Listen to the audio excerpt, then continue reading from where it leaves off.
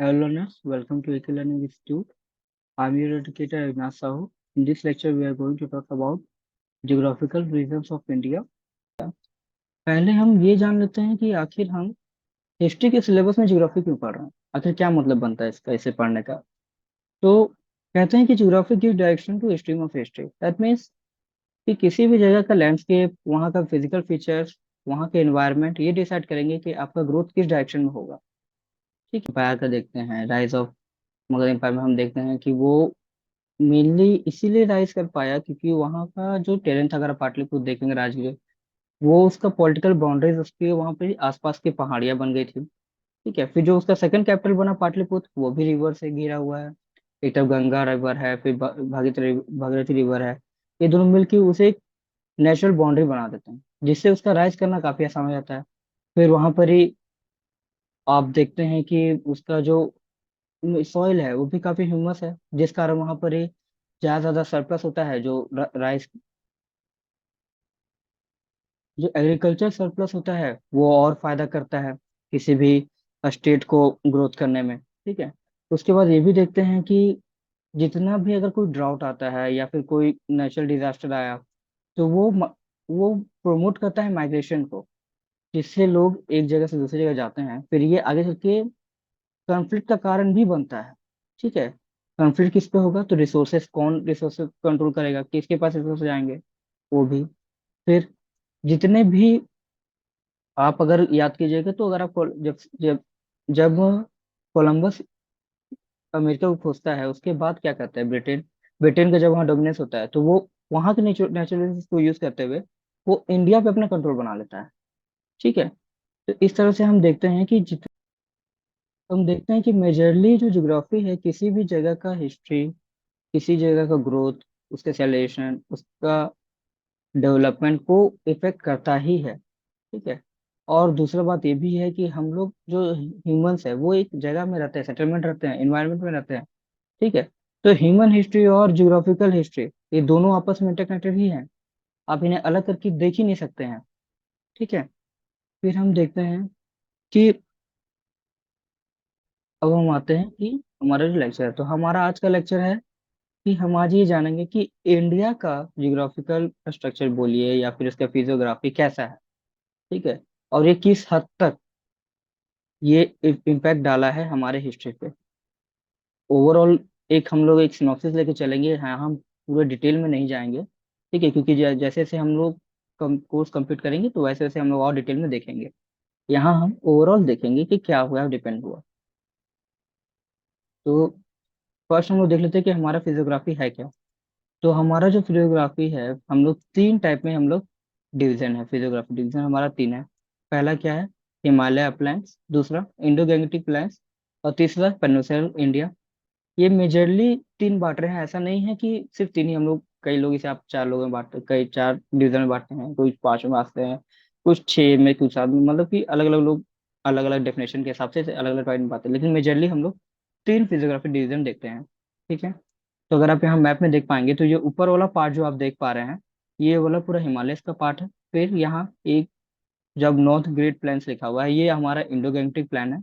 और थर्ड यहाँ पर आप पेनिनसुलर प्लेटू देख रहे हैं, ये हमारा वेस्टर्न कोट्स है, और ये हमारा ईस्टर्न कोट्स हुआ। अब हम देखते हैं कि अब हम डिटेल में देखते हैं कि क्या क्या है। तो हिमालय अपलैंड्स में देखें तो दो तरह से हिमालय अपलैंड्स को हम बांटते हैं। एक, हम इसे पैरेलली बांटे, तो आप देखिएगा कि इसे एक हम ट्रांस हिमालय, यहाँ पर ही आप नीचे वाले मैप में देखिएगा, तो आप यहाँ काराकोरम जास्कर रेंज जो आप देख रहे हैं, ये सभी ट्रांस हिमालय का पार्ट है। ठीक है, ये जो इस साइड का जो मतलब कि ग्रेटर हिमालय, जो इसके नीचे आ गया ग्रेटर हिमालय, आप देखिए यहाँ पे ग्रेटर हिमालय लिखा हुआ है। ये वाला कश्मीर वाला जो पार्ट है, ग्रेटर हिमालय में ही आपके जितने भी हाईएस्ट पीक हैं, ये सारे के सारे ग्रेटर हिमालय में ही मिलेंगे। सबसे ज्यादा हाइट ग्रेटर हिमालय की रहती है।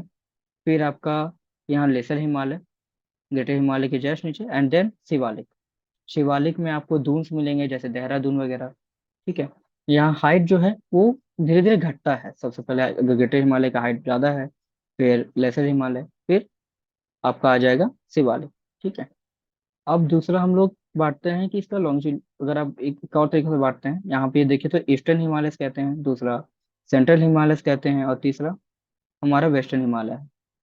तो ईस्टर्न हिमालय में जो ये नॉर्थ ईस्ट का जो आप पार्ट देखते हैं ना हम लोग, ये ब्रह्मपुत्र वैली वाला पार्ट है, ये आ जाता है आपका ईस्टर्न हिमालयस में। मेजरली यहाँ पर ही आपके अ, हमारा गारो खासी जयंती है, बहुत पॉपुलर है। ठीक है। फिर अगर आप सेंट्रल हिमालय देख लो, जो तिब्बत, इसे हम लोग तिब्बत हिमालयस भी कहते हैं, यहाँ पर ही आपके मेजरली तिब्बत वाला एरिया आ जाता है। और फिर तिब्बत यहाँ पे, फिर हम देखें तो उत्तराखंड वाला भी कुछ रीजन यहाँ आएगा। फिर हमारा जो वेस्टर्न हिमालयस है, ये इसे हम पंजाब हिमालय बोलते हैं, यहाँ पे जनरली आपका पाकिस्तान वाला कुछ कुछ पार्ट आ जाएगा। और फिर ये वाला जो पूरा पार्ट है हिमाचल प्रदेश वगैरह को जो पार्ट हो गया, वो आपका आ जाता है वेस्टर्न हिमालयस में। ठीक है। और हम देखते हैं तो हमारे जो रिवर्स हैं, मेजरली बहुत सारे रिवर्स जो है हमारे ग्रेटर हिमालय से निकलती हैं, तो कुछ कुछ हमारे लेसर हिमालय से भी निकलती हैं। ठीक है। यहाँ आप देखिएगा तो आपको इंडस रिवर का मैप बनाया हुआ है। ठीक है। यहाँ आप देखिए तो इंडस रिवर, यहाँ फर्दर और 5 रिवर्स निकलेंगे। ठीक है। और ये जो है यहाँ का एरिया को काफी फेमस बना देगा। जैसा बात है कि जो पानी, जो रिवर का जो पानी आएगा, ये रिवर जब पहाड़ से टूट के निकलते हैं, तो ये सिर्फ पानी नहीं लाते हैं, इसके साथ ये नेचुरल रिसोर्सेज भी लाते हैं, नेचुरल मिनरल्स वगैरह और भी बहुत कुछ लाएंगे। जिनसे क्या होता है कि जो हमारा सॉइल है वो काफी ह्यूमस हो जाता है, उसमें न्यूट्रिएंट्स काफी बढ़ जाते हैं। जिस कारण क्या होगा कि वहाँ खेती करना और आसान रहेगा, एग्रीकल्चर के लिए बहुत अच्छा हो जाता है। इसीलिए हम देखते हैं कि जो हमारा अर्ली सिविलाइजेशन था, हड़प्पा सिविलाइजेशन या फिर आप इंडस वाली सिविलाइजेशन बोले, तो ये इसी एरिया में, इंडस वाला रेंज में ही निकला, उभर के आया। ठीक है। फिर अगर हम देखें तो इसके बाद हम आपका, चलिए अभी हम हिमालय की बात छोड़ें, इससे पहले हम थोड़ा हिमालय और बाकी और बात करें, लेकिन थोड़ा सा एक बात और जान लेते हैं। जो हिमालय है, ठीक है, ये वर्ल्ड का यंगेस्ट माउंटेन रेंज इसको बोलते हैं। ऐसा क्यों? तो आप कॉन्टिनेंटल ड्रिफ्ट थ्योरी में पढ़े होंगे कि जो हमारा यूरेशियन प्लेट है, उससे हमारा इंडियन प्लेट, वो लगातार टकरा रहा है। ठीक है। लगातार टकरा रहा है, तो जो हिमालय का जो हाइट है वो लगातार बढ़ रहा है। बोलते हैं हर साल 4 mm इसका हाइट बढ़ता है। ठीक है। तो ये हाइट लगातार बढ़ रहा है। प्लस इसीलिए आप देखेंगे कि इस रीजन में, जो हिमालय का रीजन, तो वहाँ दिल्ली वाला रीजन, यहाँ पर ही भूकंप जो है ज्यादा आएंगे। हिमालय के रेंज में भूकंप जो है ज्यादा आएंगे। अब आप बोलिएगा कि अगर, तो अगर हिमालय और रेंज में भूकंप आते हैं तो क्या साउथ वाला पार्ट में हमारे पेनिनसुलर इंडिया में आते हैं? तो पेनिनसुलर इंडिया में जो भूकंप है वो ना के बराबर आते हैं, कभी कभी आ जाएंगे, वो तो अलग बात है, लेकिन जनरली वो स्टेबल माना जाता है। क्यों? क्योंकि वो गोंडवाना लैंड का पार्ट था। ठीक है। तो वो लंबे टाइम से वो डेवलप हो चुका है, वो स्टेबल है, वो उसमें और डेवलपमेंट नहीं होगा। तो जो आपका अरावली रेंज हो गया, ये आप विंध्य रेंज हो गया, ये सब आप डेवलप हो चुके हैं, लेकिन ये जो है हिमालय, ये लगातार डेवलप कर रहा है। ठीक है। तो यहाँ के जो, अब हिमालय से हमारा और क्या फायदा है, तो भाई ये जो हमारे यहाँ से आते हैं ना वेस्टर्न डिस्टरबेंस हो, सॉरी, मतलब कि यहाँ जो साइबेरियन हवा आते हैं, साइबेरियन विंड्स, उन लोग को रोकता है हिमालय। जिस कारण हमारा जो एरिया है, जो यहाँ नॉर्दर्न प्लेन है, ये काफी गर्म हो जाता है। गर्म इन द सेंस बच जाता है वो साइबेरियन हवा से, जो रशिया से आती है उनसे बच जाता है। तो हिमालय में बचाता है। अब बचपन से वो जनगण मन में पढ़ रहे हैं कि हिंदुकश वाला, तो यहाँ हिंदुकश का रेंज है, ये भी बचाता है कुछ हद तक। ठीक है। तो ये सब तो बातें हो गई। तो अब आप देखिएगा कि अब हम देखते हैं कि इंडो गैंगटिक प्लेन क्या है, नेक्स्ट क्या है हमारा, Indo Gangetic plain. Indo Gangetic plain को हम लोग फर्दर 2 पार्ट में बांटते हैं, एक हो गया आपका इंडस प्लेन, और दूसरा हो गया हमारा Gangetic northern India. Indus plain क्या कि ये इंडिया, आप देखिएगा इधर ऊपर वाले मैप में देखिए, यहाँ इंडस बेसिन है। ये मेजरली पंजाब और पाकिस्तान का एरिया में, सिंध वाले एरिया में फैला हुआ है। ठीक है। यहीं पर ही आपको हमारे 5 रिवर्स आपको दिख रहे होंगे। ठीक है। सिंधु, झेलम, सतलज, ब्यास वगैरह। और अगर आप इस साइड वाला पार्ट देखें, गैंगटिक गैंगटिक वाला पार्ट, तो यहाँ देखिए, यहाँ यहाँ से हमारा एक गंगा रिवर है, और दूसरा यहाँ यमुना होते हुए मिलता है। ये जो यमुना गंगा दोआब है, सॉरी गंगा यमुना दोआब, ये जो है सबसे फर्टाइल एरिया में माना जाता है। ठीक है। ये यूपी में आप देखिए, इसलिए आप, जो फर्टाइल है तो एग्रीकल्चर सरप्लस बहुत ज्यादा होगा, क्योंकि जितना ज्यादा फर्टाइल है उतना ज्यादा प्रोडक्शन। तो जितना ज्यादा प्रोडक्शन होगा, उतना आप देखेंगे कि यहाँ पर ही हम लोग, प्रोडक्शन है तो वहाँ का जो जितने भी एम्पायर बनेंगे ना, वो काफी स्ट्रांग रहेंगे, क्योंकि उन लोग के पास एक्स्ट्रा टैक्स आने की क्षमता है।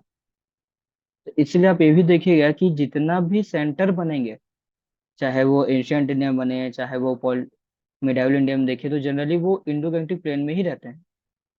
फिर आप एग्जाम्पल के लिए देखें तो आप हमारा जो सबसे फर्स्ट एम्पायर, ठीक है, जो बड़ा एम्पायर निकल के आया, मगध एम्पायर, उसका जो हमारा सेंटर था पाटलिपुत्र राजगीर, वो भी हमारा इंडो गैंगटिक प्लेन्स में ही रहा। फिर हम गुप्त एज में आ जाए तो वहाँ कन्नौज का जो एरिया है वो भी यहाँ इंडो गैंगटिक प्लेन में ही रहा। फिर आप दिल्ली सल्तनत देखे या फिर आप मुगल इंडिया देखे, तो वहाँ भी जो सेंटर रहा वो जनरली ये प्लेन्स यहाँ हमारे इंडो गैंगटिक प्लेन्स में ही रहे हैं। ठीक है। हमारा ये जो गंगा यमुना दोआब है, इसलिए फिर हम लोग जो मिडाइवल इंडिया में आप पढ़ेंगे कि कैसे गंगा यमुना संस्कृति का डेवलपमेंट हुआ, मीन्स हिंदू मुस्लिम संस्कृति कैसे आपस में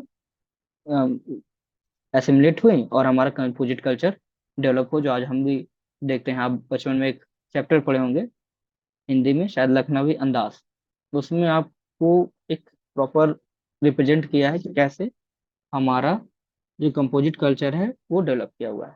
ठीक है। तो अगर आप, अब हम देखते हैं कि गैंगेटिक नॉर्दर्न इंडिया जो है, इसे हम लोग तीन पार्ट में बांटते हैं क्या। तो पहला आप देख सकते हो अपर, मिडल और लोअर। ठीक है। ये अपर वाला जो पार्ट है, यहाँ आप यूपी के कुछ पार्ट हैं, और फिर यहाँ मिडल में आप देखेंगे तो यहाँ यूपी बिहार और कुछ हद तक ये थोड़ा सा यहाँ पार्ट है जो ये झारखंड का है। ठीक है। और फिर हम अगर लोअर गंगा में देखें, लोअर गंगा प्लान, तो यहाँ पे जनरली हमारा वेस्ट बंगाल और जो बांग्लादेश वाला रीजन है वो आ जाता है। ठीक है। क्योंकि जो हमारा, आप जैसे कि जानते हैं कि जो गंगा रिवर है वो आकर यहाँ बे ऑफ बंगाल में यहाँ गिरती है। ठीक है। नेक्स्ट हम देखते हैं पेनिनसुलर इंडिया। तो पेनिनसुलर इंडिया का क्या है, तो ये जनरली बड़ा ये पार्ट है हमारा डक्कन प्लेटू का। ठीक है, it's a part of Deccan प्लेटू। और यहाँ हम फोर जो हमारा मेजर रीजन्स है यहाँ पे, जो हमारे जो अभी प्रेजेंटली बोले तो महाराष्ट्र, ये वाला मैप में अगर देखें तो ये जो डेक्कन प्लेटू आपको जो पूरा मेंशन किया हुआ है, आप यहाँ इस कलर में देख रहे होंगे, जो कृष्णा रिवर आपको दिख रहा होगा, कृष्णा, गोदावरी, नीलगिरी हिल्स, कावेरी रिवर, ये सारे एरिया जो हैं। ठीक है। यहाँ फिर आप सब पूरा रेंज देखें तो इसके नीचे वाला जो पूरा रेंज हो जाता है, ठीक है, ये सारा का सारा हम लोग, गोंडवाना लैंड का भी पार्ट था तो ये दक्कन प्लेटू में आता है। ठीक है। और ये ही जो है हमारा पेनिनसुलर इंडिया पूरा कंप्लीट है। ये अगर हम पूरा जो मध्य प्रदेश से लेकर नीचे, अगर नीचे तक चल जाए तो ये पूरा पूरा हमारा पेनिनसुलर इंडिया का ही पार्ट है। अब इसमें देखें तो वही मेजरली हमारा क्या है, तो मेजरली हम महाराष्ट्र, आंध्र प्रदेश, तेलंगाना, कर्नाटका, ये सारे के सारे जो पार्ट्स हो जाते हैं ये आ जाते हैं हमारे सेकंड प्लेटू में। ठीक है। अब हम बात करें एक यहाँ जो एक्सट्रीम साउथ बोल रहा है, इसका मतलब क्या है एक्सट्रीम साउथ, यहाँ पे हम जो बोलते हैं, यहाँ देखिए जो हमारे ये वेस्टर्न घाट्स है और ईस्टर्न घाट्स है, ये दोनों यहाँ मिलते हैं। ठीक है। यहाँ नाईमड़ी के पास आप देख रहे होंगे, यहाँ मिलते हैं। और ये जो रीजन है ये काफी हिली एरिया है, और यहाँ पर ये आप बहुत सारे हिल्स हैं, आपके जवादी हिल्स हैं, कार्डिनम हिल्स हैं, बहुत सारे हिल्स हैं, सबसे लास्ट में कार्डिनम हिल्स आपको देखने मिलेंगे। ठीक है। ये सब रीजन में यहाँ पर जो आप देखें तो जो हमारा साउथ इंडिया का जो कल्चर है, जो सिविलाइजेशन है, वो यहाँ स्टार्ट एकदम एक्सट्रीम साउथ में।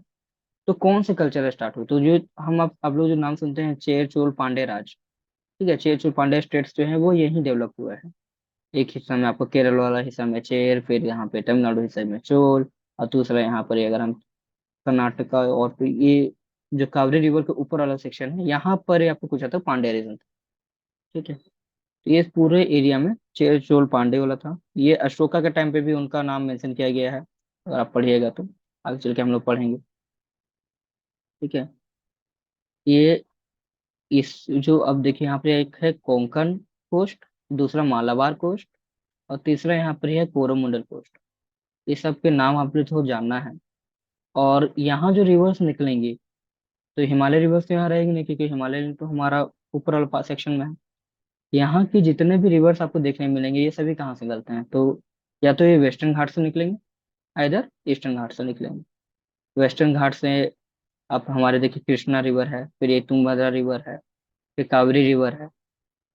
यहाँ आप देखें तो कृष्णा और तुंगभद्रा, ये दो रिवर जो हैं, ये यहाँ का सबसे अगर साउथ इंडिया में बोले तो ये यहाँ का सबसे फर्टाइल लैंड में एक माना जाता है। इसे हम लोग धान्य कटक भी बोलते हैं। ठीक है, बेसिकली यहाँ इतना अच्छा प्रोडक्शन होता है कि आप जब मिडावल इंडिया में देखेंगे तो विजयनगर स्टेट और बहमनी स्टेट दोनों का कॉन्फ्लिक्ट जो होता है वो इस एरिया पे, ये कृष्णा तुंगभद्रा द्वीप पे कंट्रोल के लिए ही होगा। ठीक है, दोनों में कॉन्फ्लिक्ट, लंबा कॉन्फ्लिक्ट चलता है दोनों को, मतलब कि जब तक वो फॉल नहीं कर जाता तब तक उनका कॉन्फ्लिक्ट चलता ही रहता है। बहुत लंबा कॉन्फ्लिक्ट चलता है। और ये पूरा कॉन्फ्लिक्ट का मेन रीजन रहता है कृष्णा तुंगभद्रा द्वीप का जो फर्टाइल लैंड है उस पर कंट्रोल करना। ठीक है, अब हमारा कुछ और सेक्शन जो बच गया तो वो हम देख लेते हैं। ये देखते हैं कि आगे हमारे ईस्टर्न, वेस्टर्न और सेंट्रल इंडिया, ये जनरली हम अलग से बांटा हुआ गया है। ठीक है, इसमें अगर आप देखें तो सेंट्रल इंडिया में कौन से पार्ट आ रहे हैं, तो सेंट्रल इंडिया में प्रेजेंट डे हमारे जो एमपी और छत्तीसगढ़ का एरिया हो गया वो सेंट्रल इंडिया में माना जाता है। यहाँ मालवा प्लेटू, अभी हम मैप में देखेंगे, यहाँ आप देखेंगे कि सबसे पहले जो चालकोलिथिक सेटलमेंट्स है वो यहीं यहाँ बनेंगे। उसके बाद हमारा ईस्टर्न इंडिया, ईस्टर्न इंडिया में जो हमारा साउथ वेस्ट पार्ट है सेंट्रल इंडिया के वो आ जाएंगे, यहाँ पे मेजरली उड़ीसा वाला सेक्शन आएगा। और वेस्टर्न इंडिया में जो गुजरात के कच्छ एरियाज हैं, ठीक है, वो आ जाते हैं। आप मैप में देखते हैं तो हमें और क्लियर हो जाएगा। देखिए, जैसे यहाँ मैंने व्हाइट वाले से इसको कवर किया हुआ है, व्हाइट से व्हाइट आउटलाइन किया है इस एरिया में। आप देखिए, तो ये जो गुजरात वाला एरिया है, तो यहाँ पर ये आप कच्छ पेनिनसुला देख रहे हैं, काठियावाड़ पेनिनसुला देख रहे हैं, गिर रेंज देख रहे हैं, आबू हिल्स देख रहे हैं, यहाँ लूनी रिवर आपको दिख रहा होगा, फिर यहाँ थार डेजर्ट दिख रहा होगा। ये सभी वेस्टर्न इंडिया के पार्ट में आते हैं। ठीक है, थार डेजर्ट देख रहे हैं तो यहाँ पर आप ये भी जान लीजिए कि डेजर्ट एरिया है। तो जाहिर सा बात है यहाँ पर ये सिविलाइजेशन जो बनेंगे वो काफी कम बनेंगे। तो आप यहाँ हम सिर्फ देखेंगे कि जो यहाँ पे कल्चर डेवलप होंगे, कल्चर डेवलप होंगे इन द सेंस, यहाँ आप गणेश्वर संस्कृति देखेंगे, गणेश्वर कल्चर देखेंगे, फिर आप एक आहार संस्कृति देखेंगे, फिर आप, और यहाँ पे एक मेन आपका जो सेक्शन देखेंगे वो है आपका यहाँ पर ही जो राजस्थान का एक बहुत बड़ा तो नहीं कि एक स्पेशल एरिया है, खेतड़ी जिसे बोलते हैं, ये बहुत स्पेशल था। क्यों? यहाँ पर ही आप देखें तो यहाँ पर ही जो कॉपर का प्रोडक्शन होगा, और ये कॉपर का जो प्रोडक्शन होगा ये ट्रेड करेंगे आप इंडस वैली सिविलाइजेशन के लोगों से। और वही जो कॉपर जो हम लोग जानते हैं, तो वो कॉपर जो इंपोर्ट करते थे यहीं से करते थे, खेतड़ी एरिया से। ठीक है, फिर आप यहाँ अगर आप देखें तो ये जो आप देख रहे हैं यहाँ पे मालवा प्लेटू है ना, ये पार्ट है आपका सेंट्रल इंडिया का। यहाँ देखिए आप विंध्य रेंज दिख रहा होगा, और विंध्य रेंज दिख रहा है, सतपुड़ा रेंज दिख रहा है। तो यहाँ विंध्य रेंज से ही यहाँ रिवर निकलेंगी। जैसे आप नर्मदा रिवर देख रहे हैं, नर्मदा रिवर हो गया, सोन रिवर हो गया, महानदी हो गया, ये सभी के सभी यहाँ विद रेंज सतपुड़ा रेंज से निकलेंगे। और ये जगह को यहाँ पे फर्टाइल करने का काम ये करेंगे। ठीक है, फिर आप ईस्टर्न इंडिया में अगर आ जाएं तो ये जो उड़ीसा वाला पार्ट हो गया, ठीक है, ये उड़ीसा वाला पार्ट आपका ईस्टर्न इंडिया में आ जाएगा। यहाँ दो बड़े रिवर्स आपको दिख रहे हैं, एक महानदी है और एक ब्राह्मणी नदी। ठीक है, तो हम लोग यहाँ ये बेसिकली इस लेक्चर का जो पर्पस है, ये पर्पस यही है कि आप पहले ये समझ ले कि हमारा जो इंडिया का फिजियोलॉजी है, जो हमारा किस कैसे कहाँ क्या है, मेनली आप ये समझ जाइए कि कहाँ क्या है। मतलब कहाँ कौन से हिल्स हैं, कहाँ कौन से रिवर्स हैं, या फिर कहाँ का आप जो ये मतलब कि आप देख रहे हैं, जैसे कि आप यहाँ ये देखिए गंगा और यमुना, ये वाला एरिया देखिए आप, यहाँ ग्रीनिश एरिया जो आपको दिख रहा है। तो मतलब कि कितना, जहाँ रिवर रहेगा वहाँ का जो सॉइल है वो फर्टाइल रहेगा। अब फर्टाइल रहेगा तो वहां पर ही जितने भी, वहां पर ही एग्रीकल्चर सरप्लस होगा। एग्रीकल्चर सरप्लस होगा तो वहाँ टैक्सेशन के लिए रूलर को ज्यादा अपॉर्चुनिटी रहेगा, ज्यादा अपॉर्चुनिटी रहेगा तो वो और ज्यादा स्ट्रॉन्ग अपना मिलिट्री बना पाएगा। ठीक है, तो कुल मिला के किसी भी एरिया में जितना ज्यादा अगर, तो इसीलिए हम लोग देखेंगे कि जितने भी कन्फ्लिक्ट होंगे ना मेजरली, तो मेजरली जितना भी कन्फ्लिक्ट होगा वो सभी का सभी कन्फ्लिक्ट आप देखेंगे कि रिसोर्सेज को लेके ही होगा जनरली। ठीक है, अगर आप फिर आप जैसे कि आप याद कीजिए तो महाराणा प्रताप भी और जो अकबर का जो बैटल था, तो वो इसलिए था कि अगर वो ये चाह रहा था कि एनी हाउ मेरा कंट्रोल गुजरात से बन जाए। ठीक है, और ट्रेड करने में आसानी हो, और उसका कोई मोटिव नहीं था। ठीक है,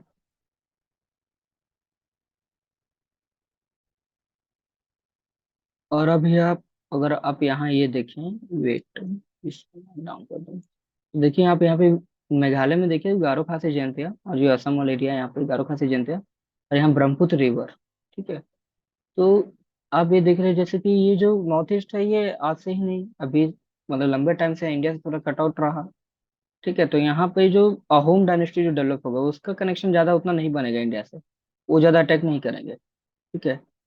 अब एक और चीज आपने नोटिस किया होगा, यहाँ पर ही एक और मैप है, ये रेनफॉल डिस्ट्रीब्यूशन का मैप है। इसे आप देख सकते हैं, इसे आप ध्यान में रखिए। तो जनरली एक आइडिया रहेगा कि कहाँ कितनी बारिश है, तो इससे उसका भी इम्पैक्ट कुछ हद तक पड़ता है। ठीक है। ज्यादा खास है लेकिन काफी हद तक डिपेंड कर फर्क पड़ता है कि वहां पे आप जितना ज्यादा बारिश होगा, वही जो मेरा जो लैंड है वहां पर जहाँ ज्यादा बारिश होगा वहां पे जो मेरा चावल का खेती है वो ज्यादा अच्छा होगा। ठीक है। फिर नेक्स्ट हम देखें फॉरेस्ट टाइप। तो इंडिया में किस किस टाइप के फॉरेस्ट है, तो आप देखें यहाँ पर एवरग्रीन फॉरेस्ट काफी थोड़े कम है। जनरली जो हमारे मानसून मानसून जो फॉरेस्ट है वो ज्यादा है। आप यहाँ पे देखिए फिर ये ट्रॉपिकल सवाना और ये था ड्राई फॉरेस्ट वगैरह। तो आप सब ध्यान रखें, क्या हिमालय फॉरेस्ट ये सब आप थोड़ा ध्यान रखिए। इसका आप हम लोग आगे देखेंगे कि कैसे जो यहाँ पे जो मॉनसून फॉरेस्ट है थोड़े यहाँ के जंगल थोड़े काफी घने रहेंगे, जिस कारण इस आप देखिए गुजरात के कम कंपेरिजन में, गुजरात राजस्थान ये सब के कंपेरिजन में ये जो मेरा गंगटिक प्लेन है यहाँ पे यहाँ पे जो फॉरेस्ट है वो काफी डेंस है। इसलिए जो डेवलपमेंट होगा, सॉरी मतलब जो सिविलाइजेशन जो बनेंगे यहाँ पे कम बनेंगे, यहाँ सेटलमेंट काफी कम होंगे पहले। और जब आयरन का यूज होना स्टार्ट हो जाएगा तब आयरन के थ्रू जंगल को काटना आसान हो जाएगा, जिस कारण यहाँ सेटलमेंट यहाँ भी बनने स्टार्ट हो जाएंगे। जो आप फिर देखते हैं कि जो फर्स्ट मेरा जो लोहा का आयरन यूज का जो हम लोग को जो एविडेंस मिलता है वो भी अतरंजी खेड़ा से ही मिलता है, जो हमारा यूपी में पड़ता है। ठीक है। लेक्चर को हम कंक्लूड करते हैं, देख लेते हैं हमने क्या क्या अभी तक देखा। तो मेजरली हमने देखा कि हिमालय को देखा, हिमालय का कहाँ कहाँ इसका एक्सपेंशन है। ठीक है। फिर हमने देखा कि इंडो गैंगटिक प्लेन कहाँ कहाँ फैला है, कहाँ पर कौन से एरिया में कौन कौन से रिवर्स हैं। ठीक है। उसके बाद हमने पेनिनसुलर इंडिया को देखा, पेनिनसुलर इंडिया में हमने डेक्कन प्लेटो को देखा, हमने यहाँ के रिवर्स वगैरह को देखे, यहाँ पे हमने रेंज माउंटेन रेंज देखे।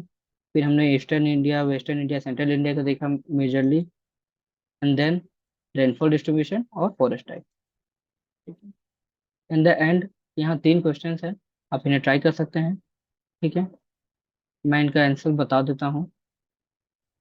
जैसे यहाँ फर्स्ट क्वेश्चन है, यहाँ पे बोल रहा है कि कौन सा मेजर फैक्टर है, तो अब मेजर फैक्टर अगर आप देखें तो सारे के सारे जो फैक्टर्स है ये सभी ही इम्पैक्ट डालते हैं। ठीक है। ये सभी के सभी इम्पैक्ट डालेंगे। फिर सेकंड क्वेश्चन देखेंगे कि which of the following regions in India known for the fertile alluvial soil and agriculture productivity. जैसे कि मैंने बार बार बताया कि इंडो गैंगटिक प्लेन्स में जो सबसे ज्यादा हमारे फर्टाइल लैंड है, रीजन है कि वहां से हिमालय से जितने भी आ रहे हैं न्यूट्रिएंट्स वो लगातार उस प्लेन्स में जा रहे हैं। ठीक है। तो उसके न्यूट्रिएंट्स ज्यादा मिल रहे हैं, तो इस कारण ज्यादा। थर्ड क्वेश्चन में यहाँ हम देख सकते हैं कि यहाँ जो मौर्य एम्पायर का जो गंगटिक प्लेन्स में जो राइज हुआ है उसमें काफी हद तक इन्फ्लुएंस रहा है जियोग्राफी का। ठीक है। क्योंकि आपने देखा कि कैसे वो जो पाटलिपुत्र है वो दो रिवर से घिरा हुआ है। ठीक है। एक आपका गंगा हो गया, दूसरा यहाँ पे सोन रिवर हो गया। ठीक है। एक पॉलिटिकल बाउंड्री बन गया उनके लिए, दूसरा उनको फर्टाइल लैंड मिल रहा है, तीसरा वो उनका थर्डली आप देखें तो झारखंड में उनका कंट्रोल है, जहाँ से वे एलिफेंट्स मंगा रहे हैं, जिस कारण इनका जो मिलिट्री है वो काफी स्ट्रांग हो जा रहा है। तो ये काफी हद तक इनका जो इमरजेंस हुआ उनमें ज्योग्राफी का बहुत योगदान रहा। ठीक है। फिर लेक्चर खत्म करते हैं।